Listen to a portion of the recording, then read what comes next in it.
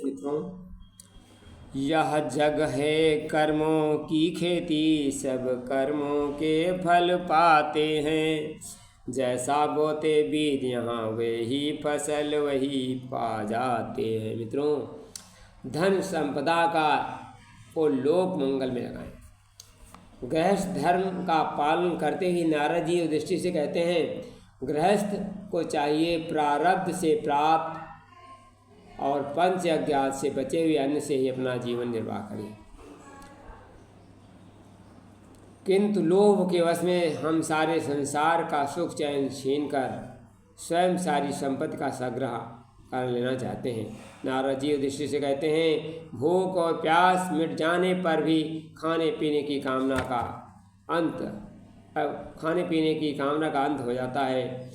क्रोध भी अपना काम पूरा होने शांत हो जाता है। यदि मनुष्य पृथ्वी पर समस्त दिशाओं को जीत ले, भोग ले, तब भी लोभ का अंत नहीं होता है।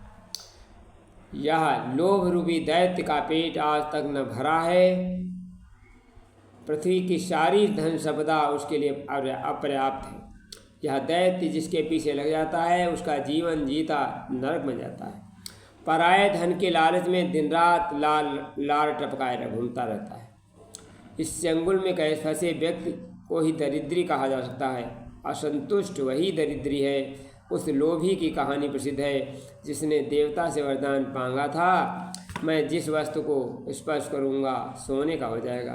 फलतः उसका खाना पीना, नौकर चाकर, वृक्ष पौधे, स्त्री संतान सभी सोने को हो गए। किंतु क्या सोना किसी को आज तक सुख शांति दे सका है? वह लोभी भी अपना मूर्खता पर सिर धुन धुन कर पछताया था। लोभी इंद्रियों के बस में रहने वाले धनियों का दुख मैं देखता हूँ।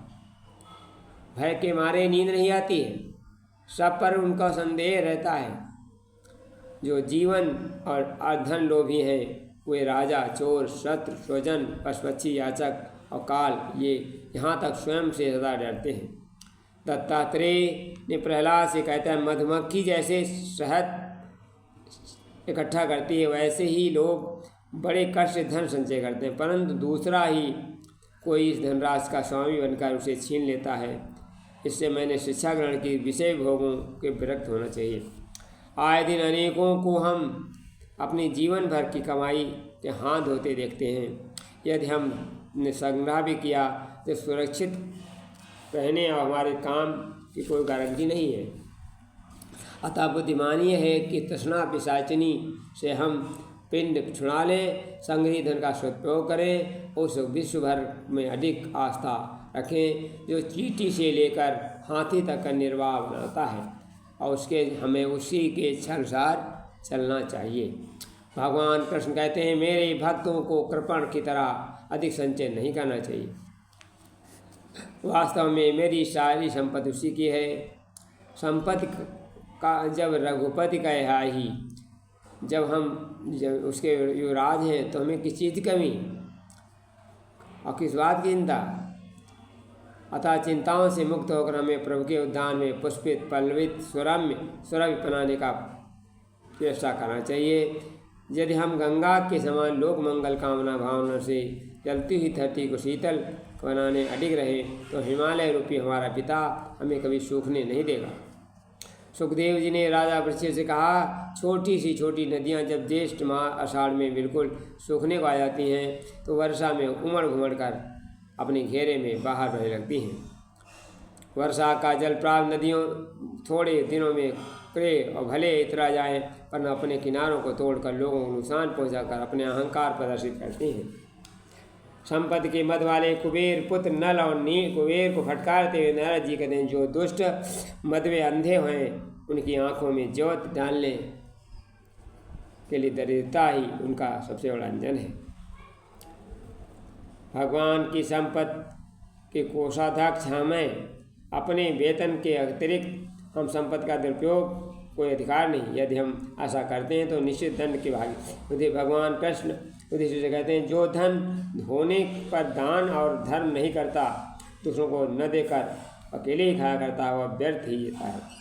गोस्वामी तुलसीदास जी ने कहा, कृपण को मृतक के समान कहा है। अपनी सारी क्षमताएं लोक मंगल के लिए अर्पित कर देना वास्तविक जीवन है। आध्यात्मिक कसौटी इसी में है कि हम महामानव को जीवन प्रत्यक्ष उदाहरण है। शुक्राचार्य ने राजा बलि को भगवान वामन को दान देने के धोखा। बलि ने कहा, गुरुदेव, ऐसे लोग संसार में बहुत हैं जो युद्ध में पीठ न दिखाकर अपने प्राणों के बल चढ़ा देते हैं, परंतु ऐसे लोग बहुत दुर्लभ हैं जो सत्पात्र के पात्र होने श्रद्धा के साथ धन दान करें। इस प्रसंग में शिक्षा मिलती है कि हम अपने हितैषी कहलाने वाले लोगों का विरोध करने पर अपना कर्तव्य का पालन करें। न हम प्रभु की वस्तु को हम अपने प्रभु को से प्राप्त वस्तु को समर्पित कर बदले त्यागी और दानी श्रेय समान पुण्य अर्जित करें, हंसते विदा लें, और यह साहस है तो आसन। मैं मुझ में कुछ नहीं, जो कुछ है सो तोर, तेरा कुछ सौंप तेरा तुझको सौंपता, क्या लागत है मोर। धन्यवाद। क्योंकि यदि ये जग है कर्मों की खेती, सब कर्मों का फल पाते हैं, जो जैसा बोते बीज यहाँ वे फसल वही पा जाते। फल मिले देर से कर्मों का मानो मन में घबराता है, तत्काल दंड नहीं मिलने से विश्वास डगमगा जाता है। क्या करें कर्म शुभ कर्म के हम, दुष्ट व्यक्ति हैं सुख पाते, हमसे तो वे अच्छे हैं जो सोच समझ कर नर अकुलाते। बस इसी अनास्था के कारण वे गलत राह अपनाते हैं, जो रखते हैं विश्वास अडिग वे ही आगे बढ़ते जाते हैं। जैसी करनी करे वैसा ही फल पाए, बोए पेड़ बबूल का आम कहाँ थे। धन्यवाद। वीडियो अधिक से